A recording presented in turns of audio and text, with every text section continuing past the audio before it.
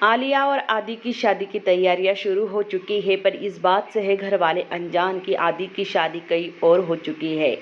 यहाँ पर रोशनी तो आ ही चुकी है आदि के साथ, पर किसी को पता नहीं है कि आदि की पत्नी है। आलिया सुबह सुबह ही आदि को फ़ोन लगाती है और कहती है कि आदि देखो ना, मेरी मेहंदी एकदम से फीकी पड़ गई है। क्या हमारी मेहंदी ऐसी फीकी फीकी नज़र आएगी तो लोग क्या कहेंगे कि एक दूसरे से प्यार नहीं करते, मतलब हम दोनों का प्यार बहुत कम है। आदि कहता है कि ये सब कुछ नॉर्मल है आलिया, तुम इतना टेंशन क्यों ले रही हो। यहाँ पर आलिया कहती है कि नहीं आदि, तुम कुछ भी करो, मेरी मेहंदी को रंग चढ़ना चाहिए। तभी आदि पूछता है कि तुम्हें ये मेहंदी किसने दी थी। यहाँ पर आलिया कहती है कि ये मेहंदी मुझे रोशनी ने दी थी, उसने कहा था कि ये ऑर्गेनिक मतलब घर की बनी हुई मेहंदी है। यहाँ पर गुस्से में आदि रोशनी के पास जाता है और पूछता है कि रोशनी, तुमने आलिया को कौन सी मेहंदी लगाई थी, बिल्कुल भी रंग नहीं चढ़ा है, तुमने ये जानबूझकर किया ना ताकि उसकी मेहंदी में रंग ना चढ़े। रोशनी कहती है कि नहीं नहीं, हमने ऐसा कुछ भी नहीं किया, मैंने तो वो पत्ते पीस कर मेहंदी बनाई थी, बिल्कुल आयुर्वेदिक मेहंदी है और उससे कुछ भी नहीं मतलब होता, और रंग तो धीरे धीरे चढ़ता है ना। तभी आदि इसे रोशनी को डांटता है और कहता है कि ये सब कुछ तुमने जानबूझकर किया है। तभी यहाँ पर इशिता आती है और कहती है कि आदि, तुम इतनी सुबह सुबह रोशनी को क्यों डांट रहे हो, क्यों उस पर गुस्सा कर रहे हो। यहाँ पर आदि कहता है कि देखो ना इशिमा, ये जो रोशनी ने मेहंदी बनाई थी ना कल, वो आलिया ने लगाई थी, तो उस पर ये इतना सा भी रंग नहीं चढ़ा, और आलिया मुझसे कह रही है कि अब उसकी मेहंदी पे मुझे रंग कैसे चढ़ाऊँ मैं, वो मेरा दिमाग खा रही है, सब कुछ इस रोशनी की वजह से हुआ।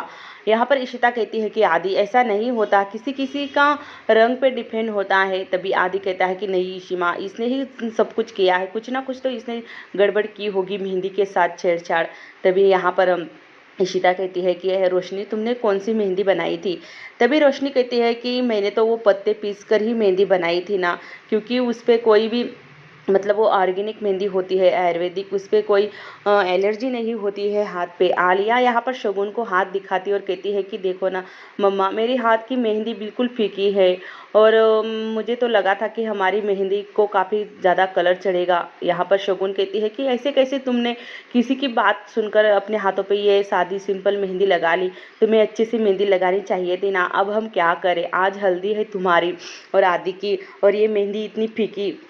यहाँ पर इशिता कहती है कि और कोई नुस्खा होगा ना मेहंदी पे रंग चढ़ाने का। तभी यहाँ पर रोशनी कहती है कि हाँ हाँ, एक नुस्खा है, हमारे गांव में खांडपुर में है ना, निर्गली का तेल लगाते हैं, जब मेहंदी का कलर फीका पड़ जाता है तो निर्गली का तेल लगाने से उस पर काफ़ी अच्छा कलर आता है। इशिता कहती है कि हम एक बार ये ट्राई कर कर देखते हैं, और रोशनी कहती है कि रोशनी ने अभी तक हाथ नहीं धुले होंगे तो निर्गली का तेल लगाना कहना। तभी इशिता आलिया को फ़ोन लगाती है और कहती है कि आलिया, तुमने अभी तक अपने हाथ नहीं धोए हैं ना। तभी आलिया कहती है कि नहीं इशिमा, मैंने हाथ नहीं धुले हैं। तभी यहाँ पर शगुन कहती है कि इशिता, तुम कुछ भी नुस्खे नुस्खे मत बताओ आलिया को, पहले से वो बहुत अपसेट है और उसकी मेहंदी का रंग बिल्कुल भी नहीं चढ़ा है, बिल्कुल फीका पड़ चुका है, वो भी वो रोशनी की वजह से। अब मैं उसे पार्लर लेकर जाना चाहती हूँ। तभी यहाँ पर इशिता कहती है कि आलिया, एक बार मेरे कहने पर निर्गली का तेल हाथ में लगाओ, देखो तुम्हारा मेहंदी का कलर काफ़ी डार्क हो जाएगा। आलिया कहती है कि हाँ इशिमा, पर हमारे यहाँ पर तो निर्गली का तेल नहीं है घर पर। तभी रोशनी कहती है कि हम लेकर जाएंगे ना, हमारे पास निर्गली का तेल है। इशिता कहती है कि हाँ रोशनी और मैं आ रही हूँ, निर्गली का तेल लेकर तुम तैयार रहना। यहाँ पर आदि कहता है कि देखो इशिमा, ये सब कुछ जो हो रहा है ना, ये रोशनी की वजह से हो रहा है। यहाँ पर इशिता कहती है कि रोशनी, तुमने अभी तक अपने पति की फ़ोटो नहीं मंगवाई है, मुझे देखने है तुम्हारा पति कैसा है और तुम्हें छोड़कर क्यों चला गया है। यहाँ पर रोमी और मिहिका दोनों बात कर रहे होते हैं। तभी आदि वहाँ पर आता है और कहता है कि चाचू, तुम यहाँ पर क्या कर रहे हो, मुझे तुमसे कुछ ज़रूरी बात करनी है। रोमी कहता है कि आओ ना आदि, क्या कहना है। तभी यहाँ पर मिहिका कहती है कि आजकल तुम दोनों चाचू चाचू भतीजे में बहुत सीक्रेट बातें चल रही है, ऐसी कौन सी बात है जो हमसे छुपा रहे हो। तभी यहाँ पर रोमी कहता है कि मिहिका, तुम भी शक करती रहती हो, अब इसकी शादी है तो ये मुझसे टिप मांग रहा होगा, और मैं बताऊंगा उसे कि शादी के बाद अपनी बीबी को कैसे रखते हैं। तभी यहाँ पर आदि कहता है कि चाचू तुम मेरे साथ चलो। यहाँ पर आदि काफ़ी परेशान हो जाता है और रोमी से कहता है कि रोमी चाचू, तुम मेरे साथ चलो, पहले मुझे तुम्हें कुछ अर्जेंट बात बतानी है। तभी यहाँ पर मिहिका कहती है कि हाँ मुझे पता है तुम क्या दोनों में क्या खिचड़ी पक रही है। आदि यहाँ पर घबरा जाता है और कहता है कि ऐसी कोई बात नहीं है चिट्टी, सिर्फ मैं नॉर्मली सी बात करना चाहता हूँ चाचू के साथ। यहाँ पर रोमी और आदि दोनों बाहर चले आते हैं।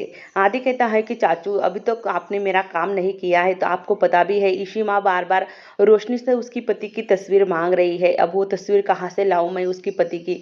रोमी कहता है कि तुम क्यों चिंता कर रहे हो, ये तुम्हारा चाचू है ना, सब कुछ संभाल लेगा। देखना मैंने ऐसा इंतजाम किया है ना रोशनी के पति का कि तुम भी हक्के बक्के रह जाओगे। आदि कहता है कि चाचू पर ऐसा तुमने क्या किया है, और वो फोटो कहाँ से लाओगे तुम रोशनी की पति की, रोशनी का पति है ही नहीं तो तुम फोटो कहाँ से लाओगे। तभी यहाँ पर रोमी कहता है कि तुम चिंता मत करो, सिर्फ रोशनी को बुला कर लाओ, मेरे पास जाओ। तभी यहाँ पर आदि और रोशनी और रोमी घर के अंदर आते हैं। इशिता यहाँ पर हल्दी की तैयारियां कर रही होती है। यहाँ पर रोशनी आती है और कहती है कि देखो मैं आपसे कुछ बात मतलब कुछ दिखाना चाहती हूँ। यहाँ पर इशिता कहती है कि क्या हुआ रोशनी, ऐसा क्या दिखाना चाहती हो तुम। यहाँ पर रोशनी कहती है कि आप मेरे पति को देखना चाहती थी ना, तो देखो मैं तस्वीर लेकर आई हूँ मेरी पति की। यहाँ पर इशिता को वो तस्वीर दिखाती है, दोनों शादी के जोड़े में दोनों की फ़ोटो होती है, किसी आदमी की फ़ोटो होती है। इशिता उस फ़ोटो को देखती है और कहती है कि ये तुम्हारा पति है, ये तो शक्ल से बिल्कुल भी नहीं मतलब अच्छा इंसान लग रहा है, अच्छा हुआ वो तुम्हें छोड़कर चला गया, और तुम्हारा दोनों का डिवोर्स मैं बहुत ही जल्द करके रहूँगी। यहाँ पर इशिता वहाँ पर चली जाती है। तभी यहाँ पर आदि कहता है कि आप चाचू ये आदमी आप कहाँ से ढूंढ के लाए हो। तभी यहाँ पर रोमी कहता है कि ये आदमी हमारे दिल्ली का नहीं है, मतलब ये हमारे कंपनी में काम देखने आया था तो इसे रिजेक्ट कर दिया था, तो इसकी फ़ोटो मैंने ले ली थी और वही फ़ोटो है, और भाभी कभी उस आदमी को ढूंढ नहीं पाएगी, तुम उस पर ट्रस्ट करो। आदि कहता है कि मुझे बहुत घबराहट हो रही है, चाहे ये मामला जितना जल्दी सुलझ जाए उतना जल्दी अच्छा होगा हमारे लिए। तभी रोशनी और कहती है कि ये हल्दी पैकेट वाली क्यों लगा रहे हो, अपनी घर की कच्ची हल्दी होती है ना, गुलाब जल और दूध मिलाकर चेहरे पर काफ़ी अच्छा ग्लो आता है, वही लगाना तुम आलिया को, आलिया काफ़ी निखर कर निकलेगी। तभी इशिता कहती है कि हाँ हाँ रोशनी तो सही कह रही है, और इशिता की अम्मा भी कहती है कि हाँ। तभी यहाँ पर मिहिका कहती है कि ये रोशनी तो हमारी आदि और आलिया की शादी बिल्कुल मतलब ओरिजिनल करना चाहती है, मतलब आयुर्वेदिक सब कुछ उसका तो घर का ही नुस्खा होता है। यहाँ पर रोशनी आती है आलिया के पास और निर्गली का तेल लगाती है और कहती है कि देखना रोशनी आलिया तुम्हारे हाथ पर ऐसा रंग निखरेगा ना मेहंदी का कि तुम देखती ही रह जाओगी। ये निर्गली का तेल काफ़ी अच्छा होता है मेहंदी पे लगाने से, क्योंकि मेहंदी का कलर काफ़ी डार्क होता है। तभी शगुन आती है, इससे हो पी पाएगा या नहीं, नहीं तो हम पार्लर में चलते हैं आलिया।